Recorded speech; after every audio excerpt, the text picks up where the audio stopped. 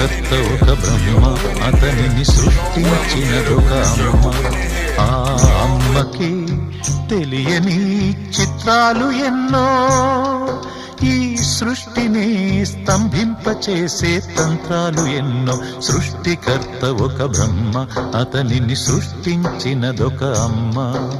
సృష్టికర్త ఒక బ్రహ్మ, అతనిని సృష్టించినదొక అమ్మ.